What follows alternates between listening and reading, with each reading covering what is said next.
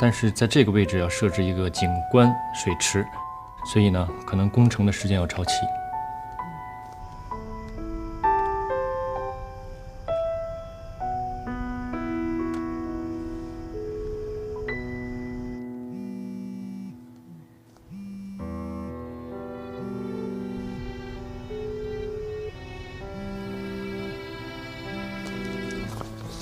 我接个电话。喂。喂。你到底要干嘛？我在你们家门口。你出来一下吧，我想跟你谈谈。你要是不出来，我就一直在这等你。那是你的事儿，跟我没关系。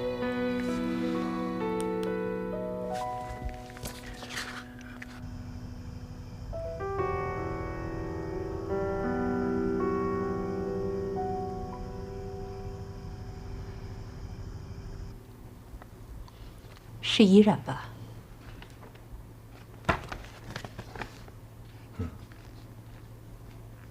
他找你有事儿？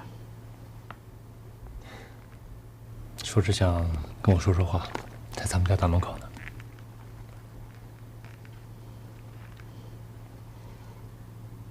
我觉得你还是应该跟他说清楚，去跟他谈谈吧。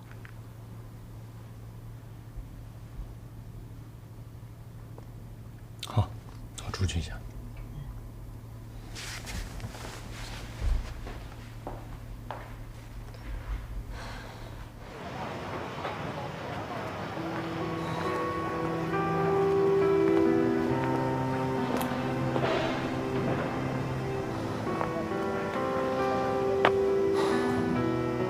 你想说什么说吧。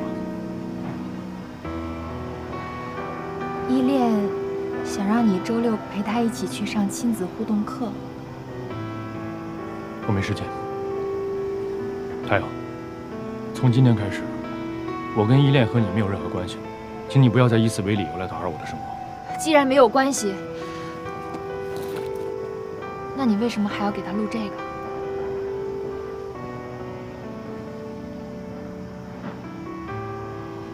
我不想半途而废，哪怕讲个故事，我也要把它讲完。这跟依恋没任何关系，换成其他小朋友，我谈上与一样人。少宇，怎么了？出什么事儿了？你怎么又变得这么冷漠了？我们之前误会了8年，那都是因为你妈妈。现在误会已经解除了，我们好不容易可以在一起了，你怎么又这么对我了？我们之前都那么好了，有什么事你不能跟我说呢？你为什么要？为什么？没有为什么，没有为什么，没有误会，没有什么想不明白的。我不明白，你为什么总把简单的事情想得这么复杂呢？我就是想跟过去说再见，想跟你说再见，你明白吗？就这么简单。我讨厌纠缠的女人，你别再来纠缠我了，行吗？是，你是为我做了很多事，那又怎么样？对于我谭少宇来说，这无所谓。如果有需要的话，我可以给你一笔钱作为补偿，数额你来定，行吗？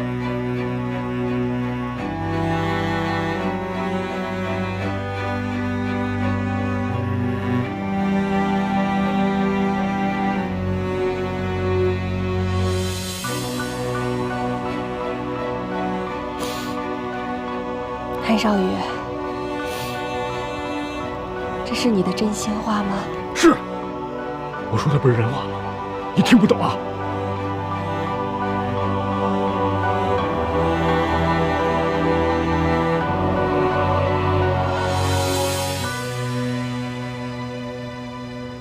那我懂了，谢谢你，我以后都不会再来打扰你了。别再让我见到你。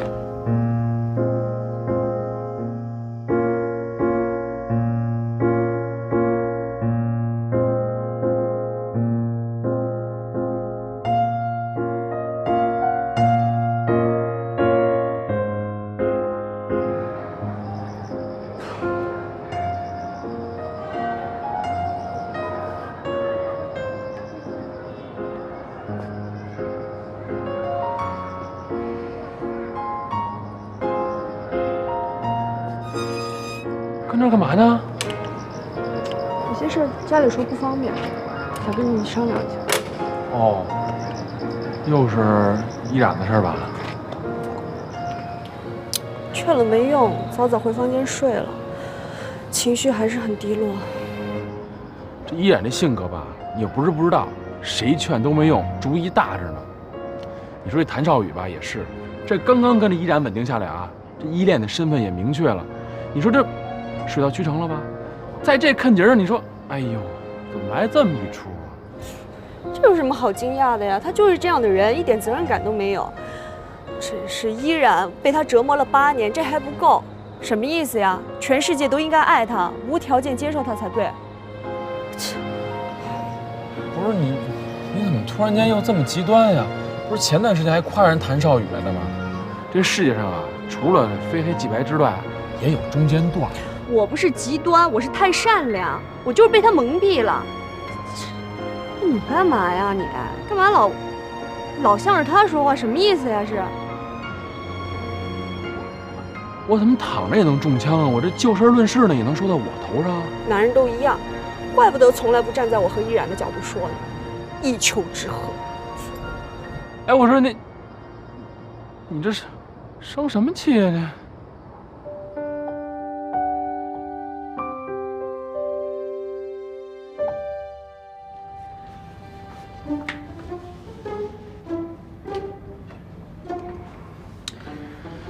这？这都1天没出来了啊，饭一点没吃，也没事儿啊。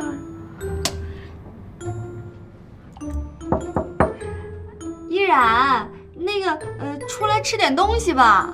天乐特地给你做了个松鼠桂鱼，他煮了2小时，特别好吃，特别香，过来尝尝。对，这松鼠桂鱼那味儿一闻呀，特别开胃。那个还有，你不是喜欢吃那个梅菜干炒腊肉吗？我也给你做了。你还想吃那湖南辣椒？我专门找那湖南的老奶奶店里啊，跟人要的，人都不给我，要了半天人才给我的，特好吃。你出来尝尝呗。这个特别香啊，这色香味俱全。那个我告诉你啊，我刚刚偷偷尝了1筷子，味道真的特别好，你不出来吃光啊？你们还真吃啊？做演员是不是也得演的真实点啊？广告体验还体验的，我不吃我怎么知道这个味道到底怎么形容它的好呢？哎，你出来了，要不你尝尝？我想一个人待会儿。哎，不是那个，你们都别跟着我了。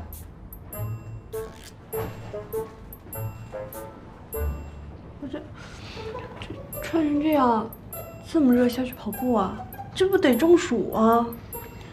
不是他这心里头吧，肯定特难受，这憋着感情呢也出不来。你想啊，平时咱俩都在家陪着他，他那感情闷着，你让他释放出来啊？怎么办啊？要不这样得了，给他20分钟时间，20分钟以后啊，咱再下楼。你这菜怎么办啊？你不正吃着呢，怎么办？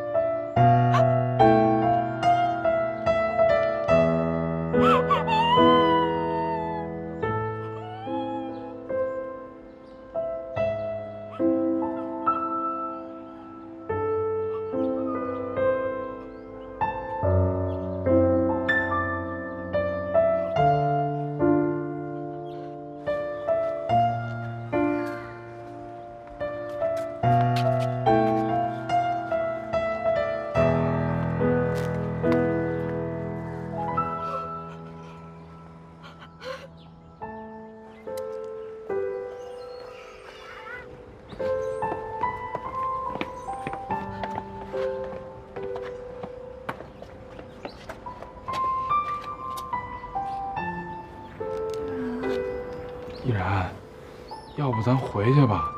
这大热天的，你在外面这也不行啊。要不回去我们陪你聊会儿天儿。对呀，你这一天没吃饭了，你这么跑身体会出问题的啊！回去吧。我没事儿，你们回去吧。我们知道你这心里头肯定特别难受，跟谭少宇这儿，要不这样，我们陪你找他去，咱当面跟他问清楚，好不好？我找过他了，那他怎么说的？他让我不要再去找他了。怎么会这样呢？这么多年感情还有依恋呢，这怎么回事啊？这错了，是我自己自作多情了。我当初也不应该生依恋，给他造成负担了。别这么说呀！哎，你们回去吧，我不会想不开的。不是这怎么办呀？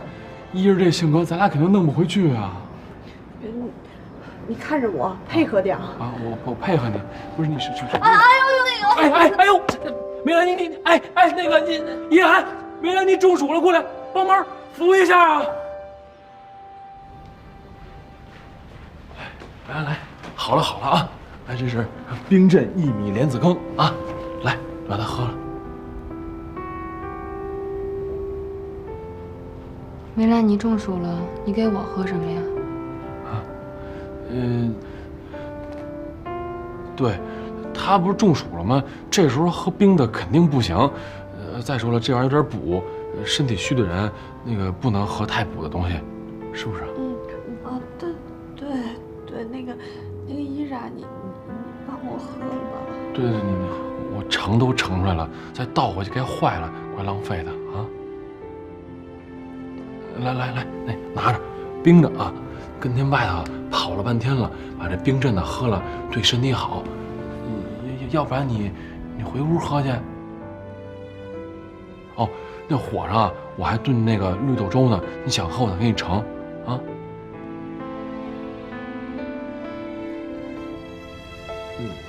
那个不是，他你不用管，他有我照顾呢，你放心吧。对，那个你回去休息吧，我再跟天乐，我们俩再那个说点悄悄话。哎。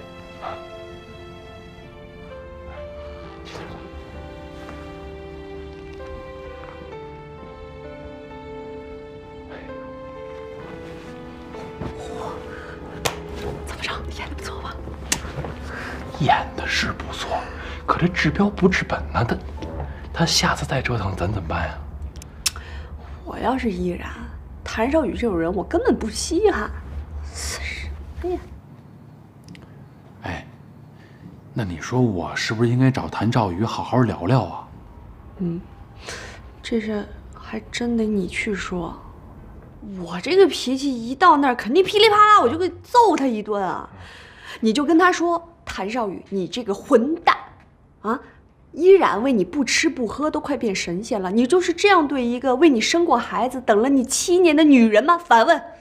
好，我现在就去啊，争取把他约出来，坐下来好好聊聊啊。哎，那个绿豆粥，待会儿你也喝一点啊。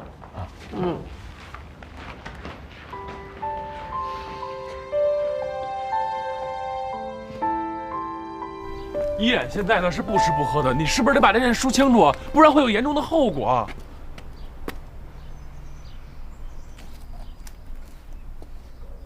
我跟他现在什么关系都没有，请你转告他，不要再来为难我，好吗？不是，我来找你啊，不是为了指责你，也不是为了声讨你。我相信你这次不打招呼就离开了，你一定有你的理由。可是，咱们是不是得把这件事情说清楚啊？你的意思是说，你用了10年的时间，你发现你跟依然不是一路人，你们俩不合适。你觉得你这个理由，你能说服我吗？啊？信不信随你。我知道你一定会来劝我，但我觉得这事没意义，因为我不会改变我的决定。行，你跟依然是成年人，你们自己的行为你们自己负责。依恋怎么办？啊？依恋是你们两个女儿。可以给他们钱吗？钱可以解决一切，可以让他们后半辈子衣食无忧。如果他们嫌钱少的话，还可以给他们支票，让他们自己填数字。你要不是我10年的朋友，我现在一拳我就揍你脸上。你刚才说那话是人话吗？是不是人话你听懂了吗？听懂就行。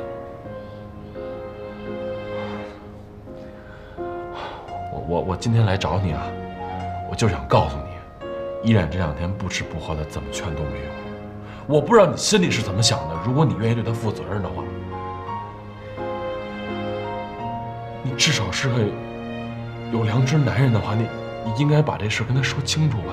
啊，你要是不能跟他说清楚，我觉得他不可能相信你现在做的这一切，你知道吗？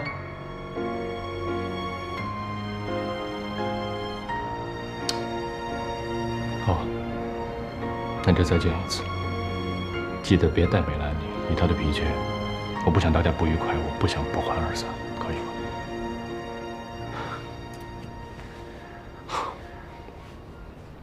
就是这样，约好了晚上8点。哎，你干嘛不让我去啊？怕你砸场子呗，你自己性格你自己还不知道，你那么冲动。不去，我还懒得看他那个忘恩负义的脸呢。哎，依然，你这一次千万不要再不相信眼前看到的事情了。这次你就去痛痛快快的骂他一顿，出这口恶气啊！没事儿。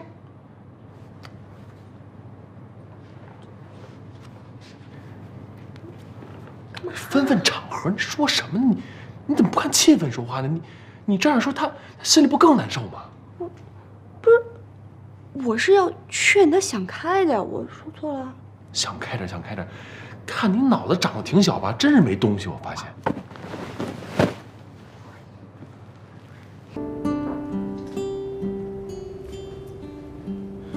这都过了20分钟了啊，那个别着急，咱再等等，没准路上堵车呢，也应该快到了啊。小哥，哎，没事，坐这边。哎，李秘书，你这……依然，好久不见。哎，不是你什么意思？咱们这你带李秘书来干嘛呀？啊？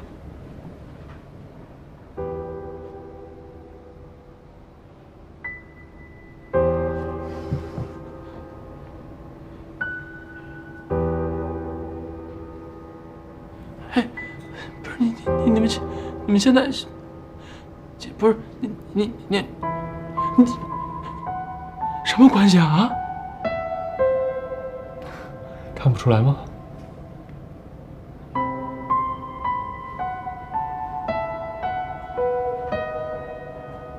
你有病吧你？谭少云，你们俩不合适。哪儿不合适啊？李密年轻漂亮，在事业上也能帮助我，我想不出哪儿不合适啊。这是你的决定？那谁的决定啊？我什么性格你不清楚吗？我自己不做决定，谁能比我呀？啊，林天乐。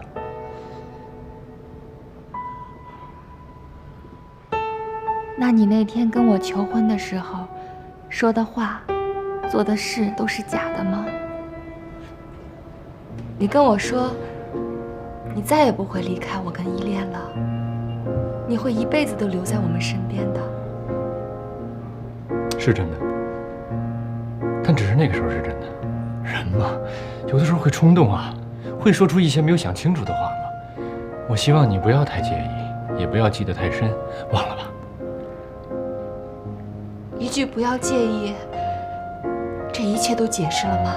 你干嘛这么固执啊？很多事儿都要解释吗？那天我已经跟你说得很清楚了，不要再来找我，不要再来烦我，不要再来骚扰我。依然，求你了，依然，不要再来骚扰我。你别太过分，我告诉你，谭少云，你干嘛呀？干嘛呀，林天乐？现在选中你了啊？英雄救美？哦，对了，我忘告诉你了，李密，以前就是因为我，他们两个没机会在一起。现在我撤了，你有机会了，你有位置，你们可以在一起了。不对，还有个美兰妮嘛。天哪，林天乐，你都想霸占啊？美兰妮、依然你都要，左拥右抱，有眼福。少宇，你好好说话。你给我闭嘴！我告诉你，谭少宇，你侮辱我可以，你别侮辱我朋友。你怎么能这么说话呢？你伤害我不要紧，但是你有没有想过，你这么做，依恋要是知道了，他该多难受啊！她可是你的亲生女儿，你才刚刚跟她相认，你怎么舍得呢？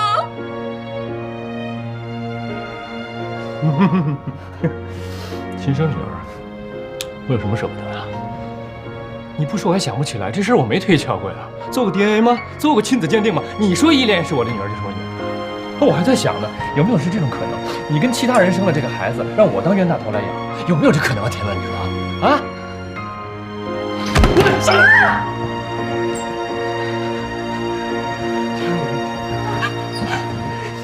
告诉你，那就是一个混蛋！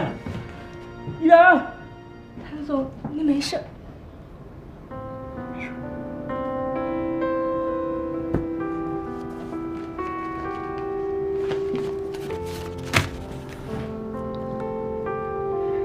你回家吧。这个我不能生。今天，谢谢你跟我演这出戏，演得很好。这你拿着。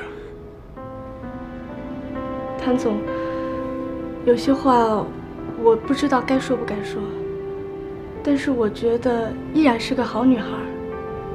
我跟她相处过，我明白，你应该好好处理你们之间的关系。这钱我不能收，我先回去了。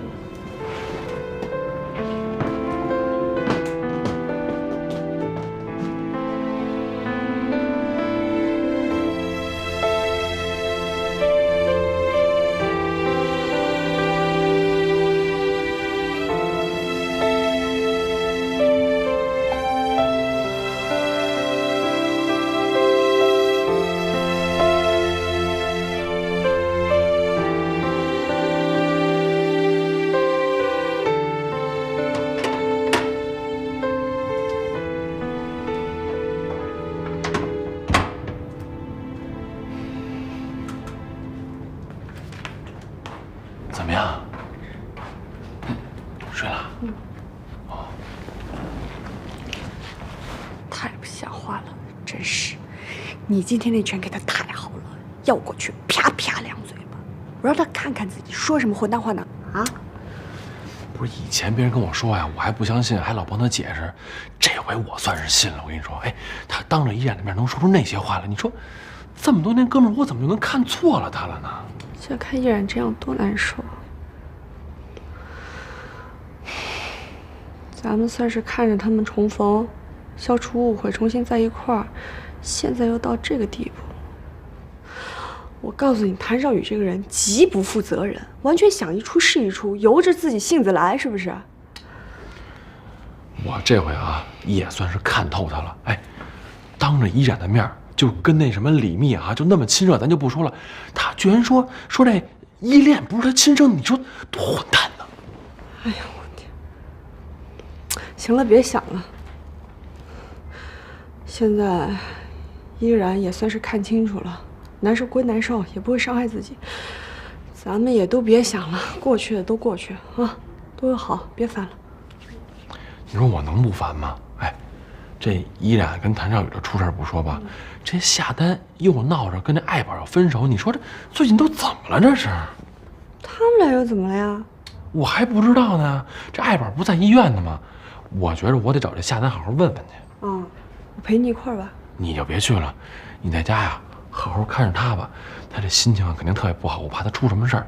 那边呢，我跟磊磊去就行了啊。行。哎，你也劝劝夏丹啊。是。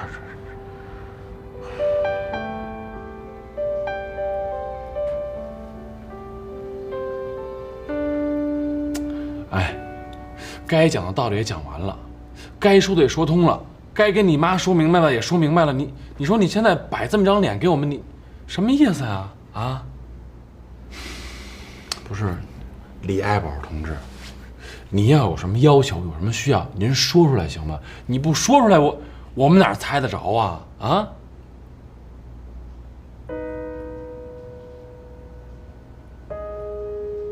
夏丹，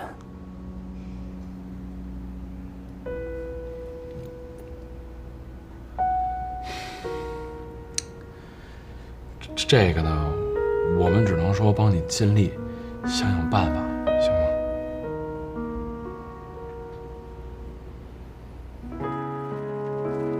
小丹，我是天乐，有几句话呢，想对你说一说。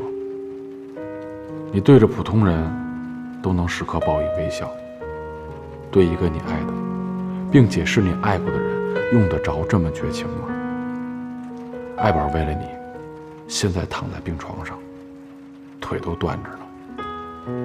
我就希望你以一个普通朋友的身份去看望一下他，然后你们之前有什么话，尽管说，说清楚了，兴许呢，他就不会像现在这么别扭了。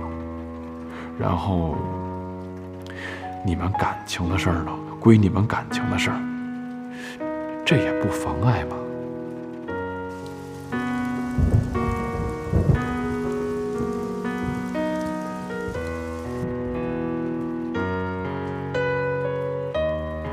既然已经结束了，我希望结束得彻彻底底。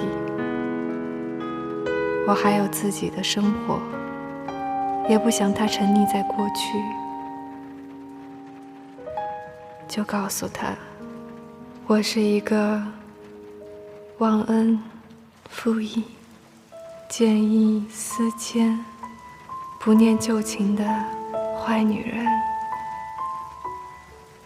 让他彻底的忘了我吧。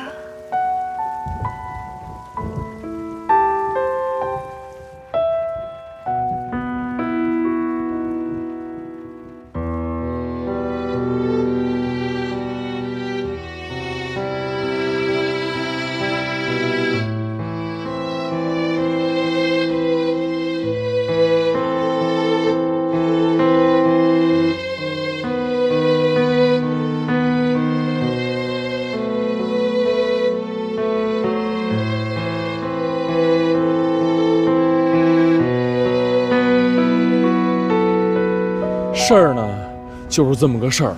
我相信你也听明白了，就是爱宝吧，想见你一面。我们俩之所以呢把你从这咖啡厅里叫出来，主要担心你弟弟，怕你弟弟那暴脾气说不通。不是你到底是什么意思？你要不要跟我们交流一下啊？小丹，你看啊。你平时对于陌生人，你都能抱有一个温柔的微笑，为什么现在对爱宝不行呢？何况爱宝是你以前爱过的一个人，咱不能这么残酷吧？啊，不是，他不是这意思啊，他这情绪有点激动。你说，毕竟兄弟受了伤是吧？其实呢，我们想的很简单，就是你呢能以这个普通朋友的身份去看他一次，然后你们中间有什么没说完的话，把它说清楚了。兴许他就不能像现在这么拧巴，是吧？然后你们感情的事儿呢，归你们感情的事儿，这也都不妨碍，是吧？对。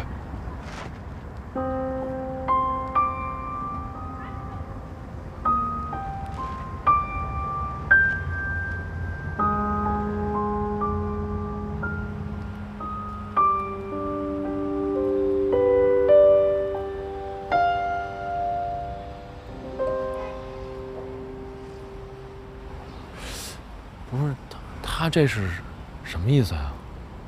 没明白。哎，那是答应了还是没答应啊？我追过去问问。你问什么呀？问？哎，我发现这不说话是真急人啊！行吧，回去吧。是啊，回去吧。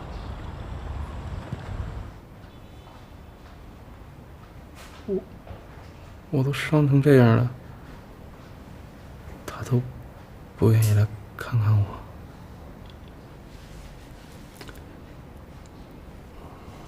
他没说不来，但是吧，也没说来。要不这样，你呀就是安心养病，把你这伤养好了，你自己去看看去，好不好？啊。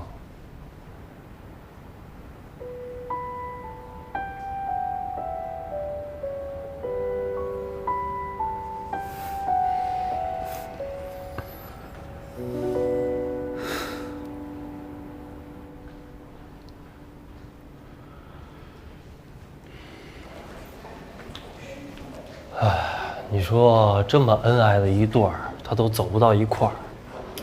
是啊，你说最近都怎么了？个个都不顺。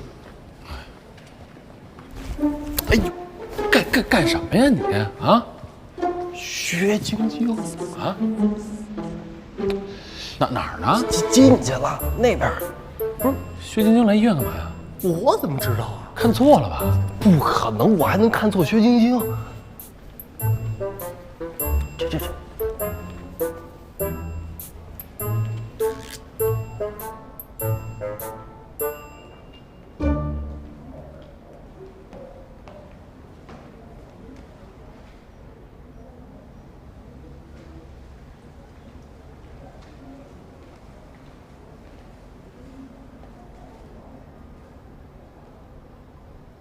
喝点水吧。好了好了，该走了。明天不是还有课吗？没事儿的，我让我妈先回去了，今天我来照顾你。哎呀，我这病啊，哎呀，这样拖下去啊，我宁可早一点了断，算了。说什么呢，爸？我不许你说这样的话。哎呀，你不说，我也知道，多拖累你呀。你们这个年龄啊，应该是好好上课，好好恋爱。你看，上次本该跟你结婚的那个男孩，你们说什么感情不合适？我知道，都是我这个病情恶化，还有那10万块钱。爸，10万块钱我会还上的，你就别操心了，咱们好好养病啊。我不是说这个，我是心疼你呀，这么苦，还要打这么多份的工。哎，干嘛呀你？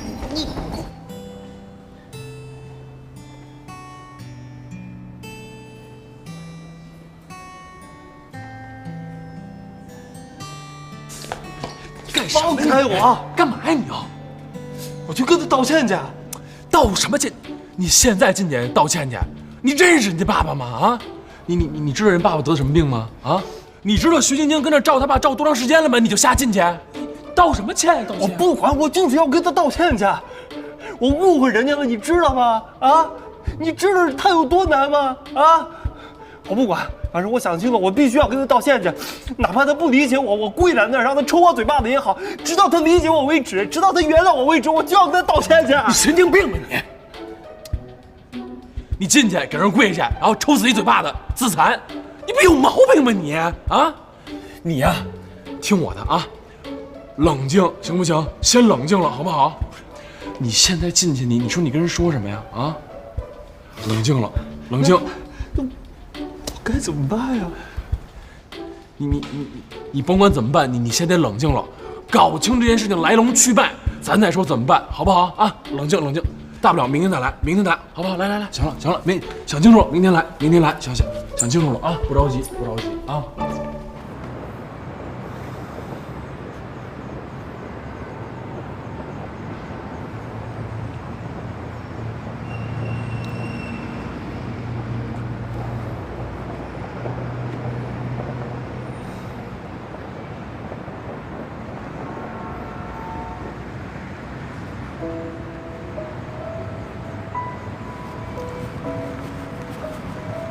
晶晶，晶晶，你是不是有什么事儿瞒着我呀？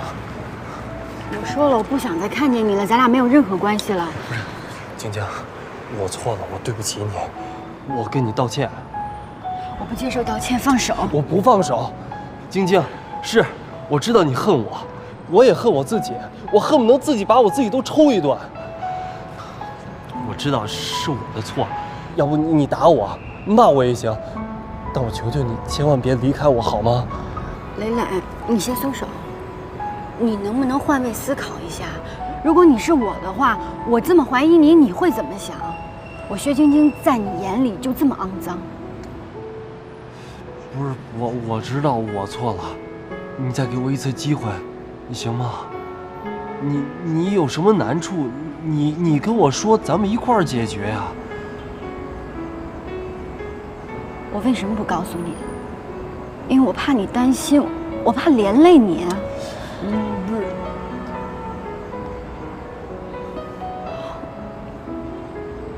我说，我爸得了很严重的肝病，医生说需要10万块钱的医疗费。我们家为了供我上学，已经穷得叮当响了。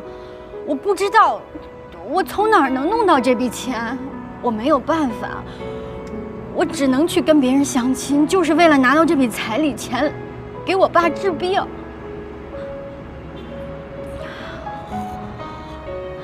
后来婚礼吹了，人家让我还钱，我还不出来，我只能自己拼命的赚钱打工。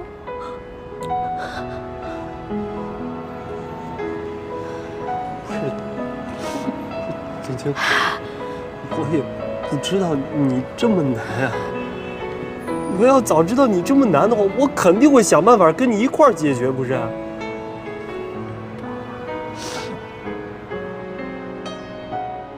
对不起，晶晶，是我错了，我误会你了。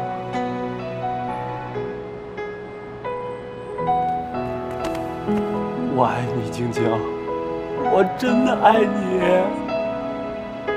特别的爱。咱们过去的就让它过去好吗？从现在开始，咱俩重新开始，不再有任何隔阂。你再给我一次机会，好吗？就一次机会，就一次。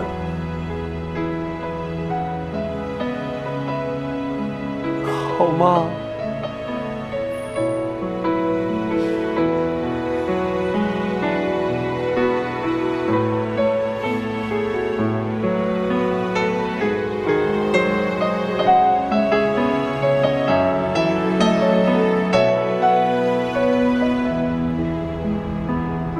来了，你爸怎么样？稳定一些了。晶晶，我觉着有件事儿，我必须得跟你解释清楚。我要不说的话，我这心里边难受。什么事儿啊？你以前有个相亲对象叫李爱宝，你还记得吗？那是我哥们儿。从第一次跟你见面也是他安排的，让我帮着报复你来着。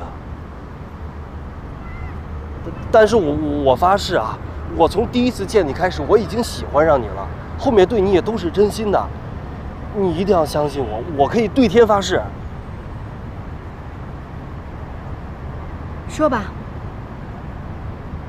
你接近我的目的就是为了报复我，是吗？我没想报复你，我从第一次见你开始，我就觉着你根本不是李爱宝说的那种人，你们这中间吧，他肯定有什么误会。然后后来我就慢慢喜欢上你了，也是真心喜欢你了。不管李爱宝跟我说什么，我都决定我要好好的跟你在一起，好好的对你，真心的跟你在一起。你一定要相信我，我说的都是真的。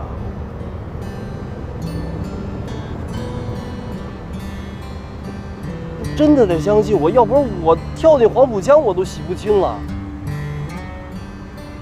跳吧，你跳了我就信。不是，我跳没关系，关键你得信我。跳我就信。我跳了，我真跳了。跳啊！我不能跳，我得将功赎罪，我得把咱爸的治疗的费用挣出来，我再跳。你放心，磊磊堂堂7尺男儿，我说到做到。等把你爸的钱凑够了，我跳100回都行。相信我。晶晶，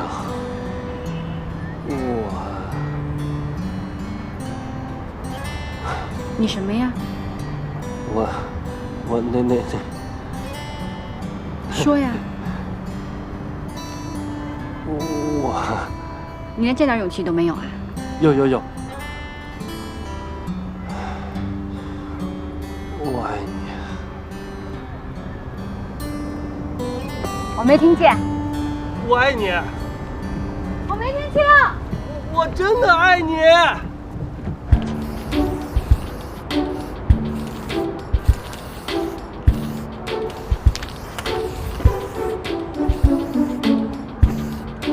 哎，又在这儿瞎写什么呢？啊！这大喜的日子，我必须得给他记下来啊！这什么日子呀？啊！我跟薛晶晶和好了。啊！你跟人家道歉了？啊！而且我还把爱宝的事儿也跟他说清楚了。这你跟人说什么呀？人什么反应？反正我都跟他说清楚了嘛。我说从第一次见他开始，我就不信那是李爱宝说那人。后来对他的喜欢，也都是发自内心的，没有其他目的。就这样。那你俩这算是修得正果。哎呦，那我得好好的恭喜恭喜你啊！谢谢。不过这事儿，天乐哥还真得好好的谢谢你。你说要不是你在背后这么支持我俩走不到今天这步。谢谢。哎，还有天乐哥，我跟薛晶晶商量了一下，我俩准备要去云南支教。吓我一跳，我以为你要跟我说你们俩要结婚呢。去云南是吧？啊，什么时候去啊？等他爸病好了吧，我们就去。行，我呀提前先祝福你两个永远幸福美满甜蜜啊！谢谢。我先接个电话。你接。哎，奶奶，怎么了？我在店里呢。出什么事了？严重吗？好，我这就过来。怎么了？我爸住院了。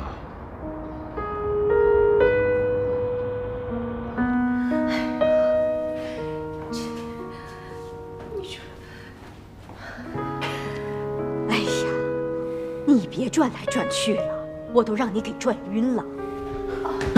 奶奶，哎呦，天乐，你看，不是，怎么了这是？哎，突发心脏病，一下子就失去了意识，这不马上就送医院了吗？怎么突然间就这样了？他心脏本来就不好，最近公司事儿又多，有几个单子出了问题，他一着急，这不，哎呀，就成这样了。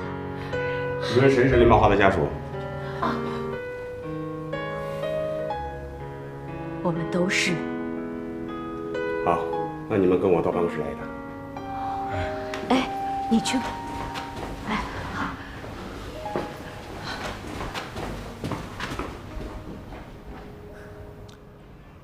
B 超显示，患者的心脏功能严重衰竭。如果患者的心血管狭窄程度在75%以内，那么可以用药物治疗。但是现在他已经达到80%，所以必须马上做心脏搭桥手术。心脏搭桥手术，听着挺可怕的，医生。其实，这种手术已经是一个常规手术了，学名叫冠状血管搭桥术。也就是说，在患者冠状动脉狭窄部位近端和远端建立起一个通道，使近处的血液呢绕过狭窄部位，达到远端，从而呢改变远端心肌供血不足的现状。如果手术成功，可以大大的缓解患者的心绞痛，从而呢提高患者的生活质量和保持生命。那这个手术不会有问题吧？任何一个手术都会有风险，还有一些意想不到的问题。那成功率有多少啊？这个要根据具体情况而定。正常的情况下，一般在90%。但是，这个患者他的情况比较特殊，他年岁比较大，又有心脏病史，心肺功能也比较弱，心衰去世严重，所以风险会更大。那像这种情况，成功率有多少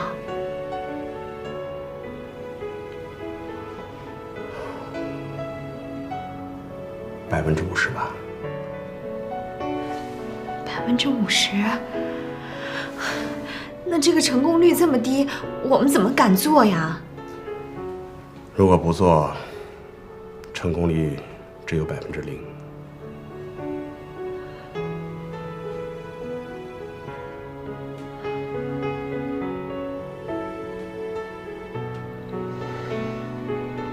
行，奶奶，那我们做。如果我们做的话，那最快什么时候可以手术啊？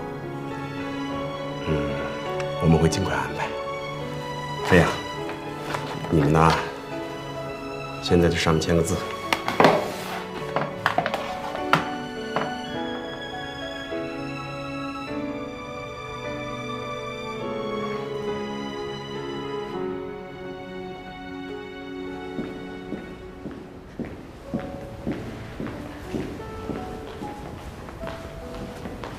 天乐，有些话我想跟你说。说吧。这么多年，我一直想跟你说，但我不知道怎么开口。你要想跟我说遗产的事儿呢，对不起，我现在没这个心情。反正你要想怎么样呢，都可以。你的事儿跟我也没什么关系。我一猜你就会这么说。今天这个事儿也挺突然的。你爸爸这几天就觉得身体不适，所以我劝他赶紧到医院来。他不愿意，他说年纪大了，最不愿意的就是去医院检查。哎，他上次来找你，是不是让你替他接管公司？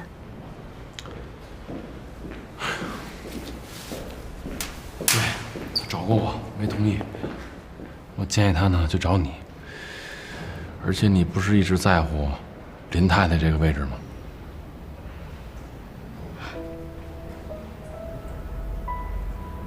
一直以来，我也以为我在乎这个位置，在乎的林太太这个称号。我跟林茂华这么多年，我以为我充其量跟他只是搭伙过日子。可是直到今天，他突然昏倒了，躺在医院里。我突然意识到，我跟他之间并不是搭伙过日子这么简单。我看他躺在病床上，眼睛闭着，我就特别害怕，害怕他就这么没了。我连最后一句话都没能跟他说上。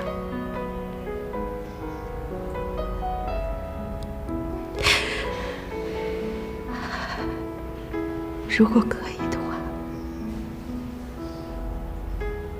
我不要这个身份，不要这个位置，只要我的丈夫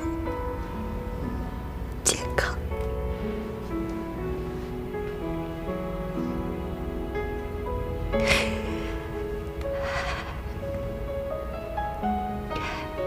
天乐，这么多年了，因为你的存在，我就一直没有安全感，所以我就一直在争，直到现在，我肚子里有了孩子，我更加无法停止，因为我要给我肚子里孩子争取的更多，但是我却忽视了最重要的一点。林茂华是我的丈夫，你是他的儿子，你一离开他，会让他特别痛苦。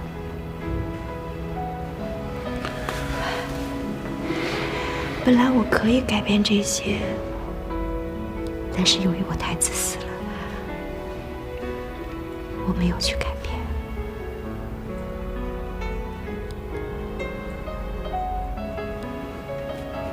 天乐，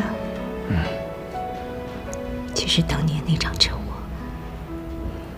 你爸爸并不是没有救你妈妈，而是当时车身最重的一块车板，同时压着你跟你妈妈，他只能有一个选择。当时的痛苦你可想而知，你妈妈当时伤得特别严重，她在几近昏迷的时候，求着你爸爸救你。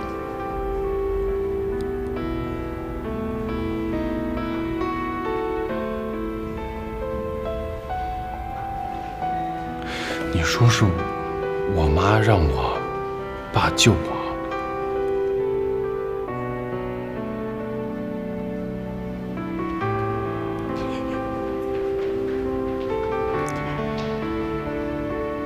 让自己在妻子和孩子中间做一个选择。当时的痛苦，你可想而知。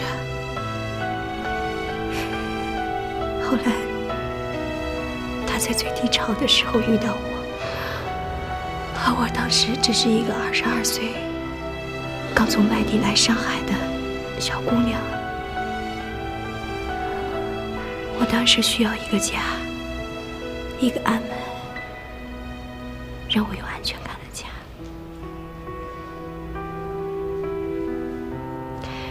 天乐，我从来没有想到过，我有一天会把这些事告诉你。如果不是他病了，我绝对不会把这件事情告诉你。但是，而我看到他现在这个样子，我心里特别的痛。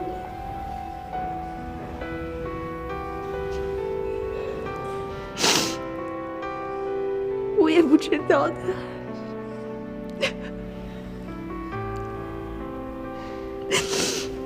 能不能熬过去了。天乐，他就要做手术了，你们俩能不能把这个坎儿过去？你知道吗？你的和解能给他特别大的信心。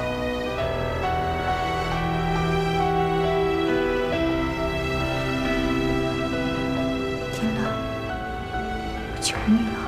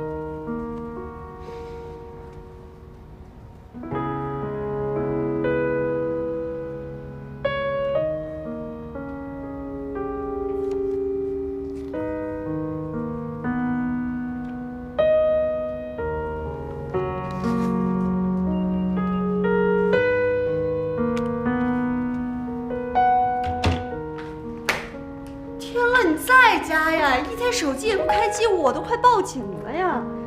你这出什么事儿了吗？我爸心脏病发了，住院了。那你赶紧去医院看看呀！去过了，刚刚回来。现在怎么样了？医生说得做手术，可他年纪大了，风险也大。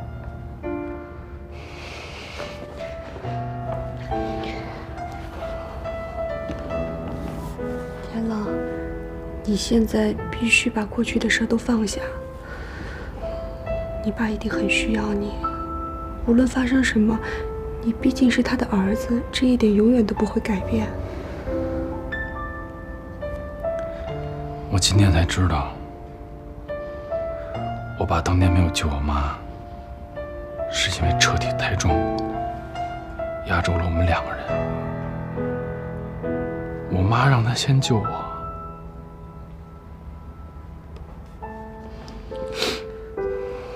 那你现在更应该陪在他的身边呢。人的意志力可以增强他的求生本能，你现在去可以帮助增加他的意志力啊。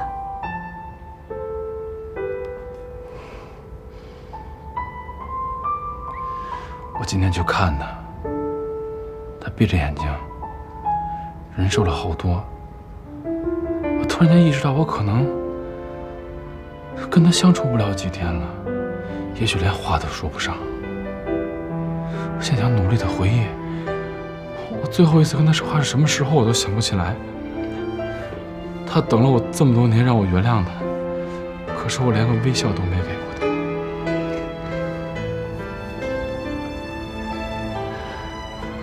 过去犯的错误已经犯了，别让自己后悔。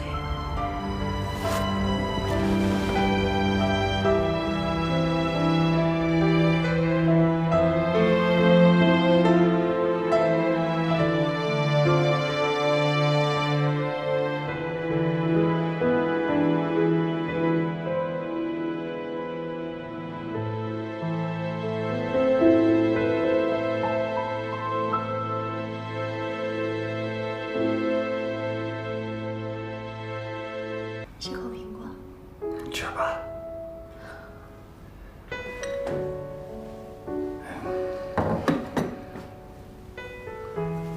怎么样？好点了吗？好多了，阳痿也不要。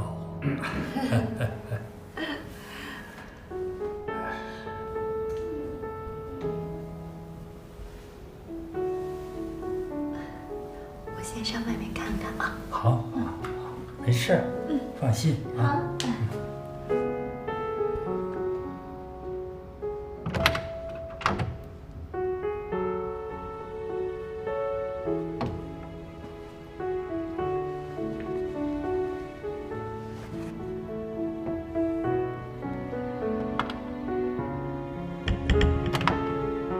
可乐。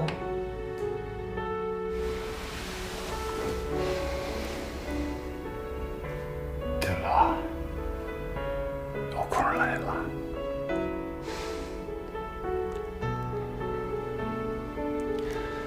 当年的事儿我都知道了，为什么不告诉我呀？张小琪告诉你的。你到现在都不愿意告诉我，让我恨你恨那么多年，为什么不愿意跟我说这事儿啊？孩子，我说不出口啊。当年的车祸，我现在一闭眼，历历在目。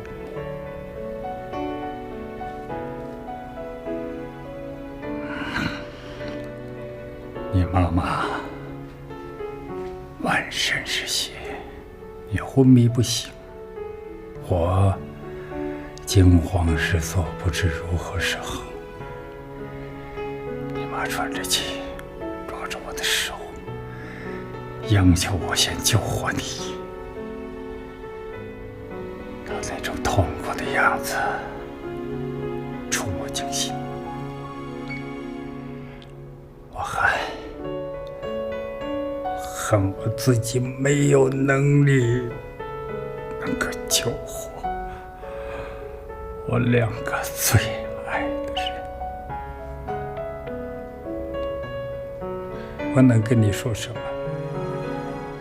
我说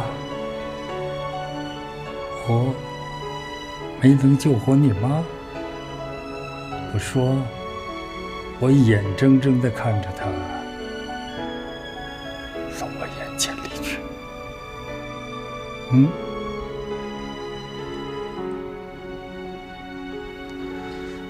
那你也得告诉我呀，我有权利知道这一切。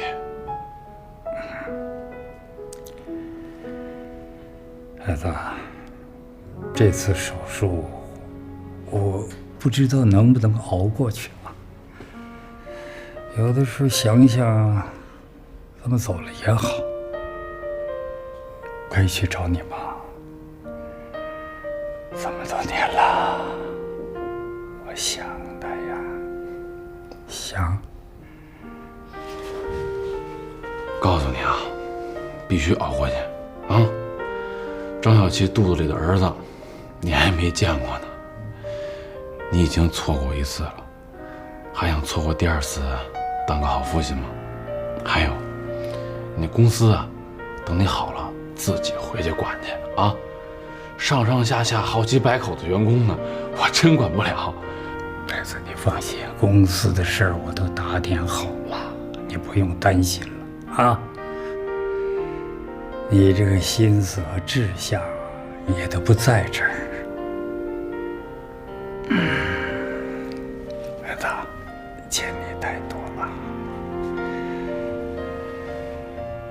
我不应该逼你回来。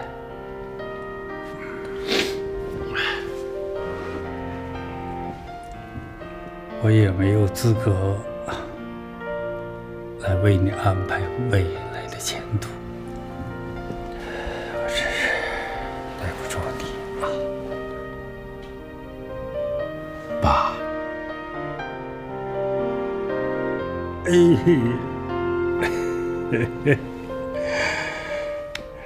年了，终于叫我爸啊，好儿子。赶紧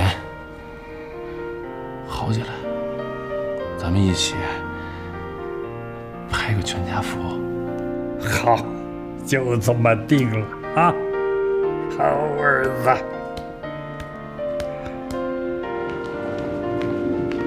我们在外面等你啊。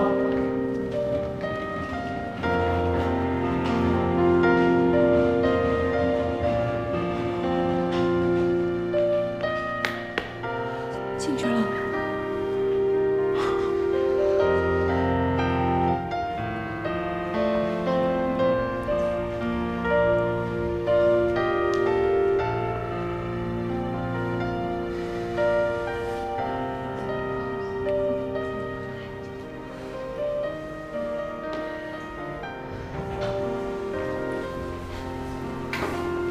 大夫，他情况怎么样啊？现在病人还处在昏迷状态，而且这种状态还会持续一段时间。那什么时候能醒啊？这个还很难说，但是请大家放心，他一定会向着好的方向发展。